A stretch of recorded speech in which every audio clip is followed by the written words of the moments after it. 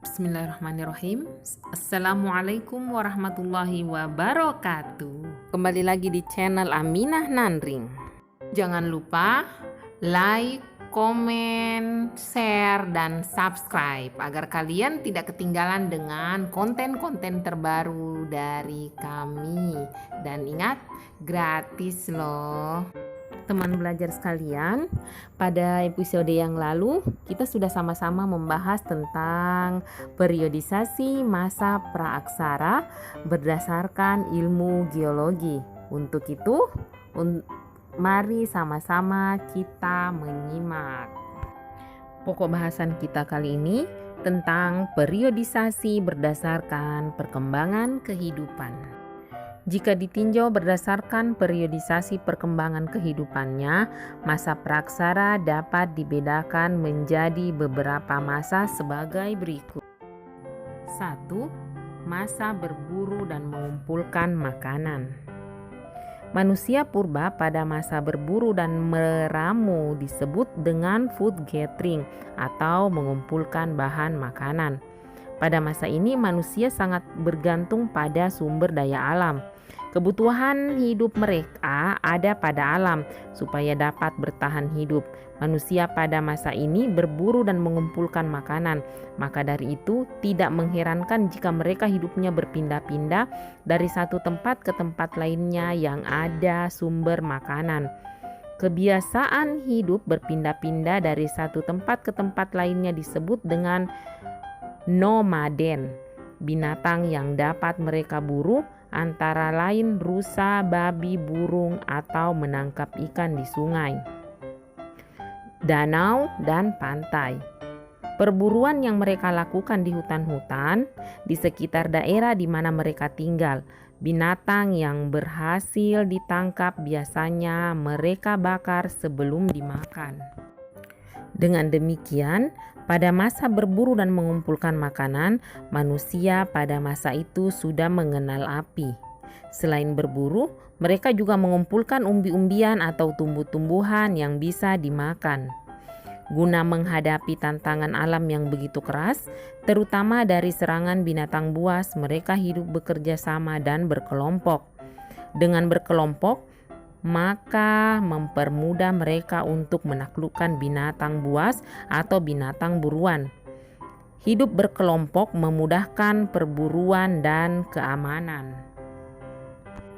Berdasarkan alat-alat yang ditemukan, manusia purba pada masa itu menggunakan alat dari batu, tulang, dan kayu.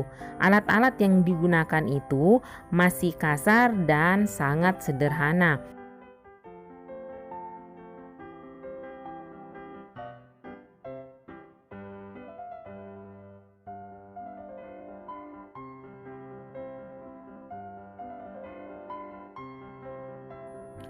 Dua, masa bercocok tanam. Pada awalnya, kehidupan manusia sangat bergantung pada apa yang disediakan oleh alam. Tahap kehidupan ini ada pada masa berburu dan mengumpulkan makanan. Perkembangan selanjutnya, manusia mampu mengolah alam. Kemampuan awal mengolah alam untuk memenuhi kebutuhan hidupnya. Masuk pada masa bercocok tanam. Pada masa bercocok tanam, manusia masa praaksara memiliki kemampuan menyediakan makanan dalam jangka waktu tertentu. Manusia masa praaksara dapat menyediakan makanan sendiri karena pada tahap ini manusia mampu memproduksi tumbuh-tumbuhan dan mengembangbiakkan binatang ternak. Manusia mampu menanam berbagai jenis tumbuhan yang semua tumbuh liar, seperti menanam padi dan umbi-umbian. Mereka dapat mengolah tumbuhan itu sehingga dapat memanfaatkan sebagai makanan. Pada tahap bercocok tanam, tempat tinggal manusia tidak berpindah-pindah, seperti halnya pada masa berburu dan mengumpulkan makanan. Pada masa bercocok tanam, manusia secara berkelompok sudah mulai hidup menetap. Mereka tidak perlu berpindah-pindah lagi karena persediaan makanan melalui bercocok tanam sudah tercukupi. 3. Masa perundagian. Masa perundagian merupakan sebuah zaman di mana manusia sudah mengenal pengolahan logam. Hasil-hasil kebudayaan yang dihasilkan tersebut dari bahan logam. Adanya penggunaan logam tidaklah berarti hilangnya penggunaan barang-barang dari batu. Zaman logam merupakan fase terakhir perkembangan peradaban masa prasejarah. Manusia pendukung kebudayaan ini adalah Austronesia dari daratan Asia. Ciri zaman ini adalah adanya kemampuan pada masyarakat Indonesia dalam pengolahan logam. Barang-barang yang digunakan menggunakan bahan dari logam. Meskipun sudah mengenal logam, tidak berarti penggunaan barang-barang dari batu tidak digunakan. Masih banyak masyarakat pada zaman ini menggunakan alat-alat dari batu. Bahan logam persediaannya masih terbatas. Dengan keterbatasan ini, hanya orang-orang tertentu saja yang menggunakan logam. Butuh keahlian tertentu untuk mengolah logam. Terbatasnya penggunaan bahan dari logam menunjukkan terbentuknya suatu lapisan sosial. Ada kelompok tertentu yang mampu memiliki bahan dari logam. Oleh karena itu, bahan dan keahlian membuat logam sangat terbatas. Maka untuk memperoleh barang logam itu, orang harus membelinya. Besar kemungkinan pada masa perundagian ini orang sudah melakukan perdagangan bahan logam.